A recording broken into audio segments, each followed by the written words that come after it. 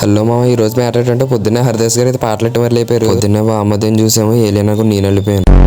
బాలయ్య బడాయి చేస్తాడని తెలుసుకోవడం టెలివిజన్ ఎత్తాడో అర్థం కాదు.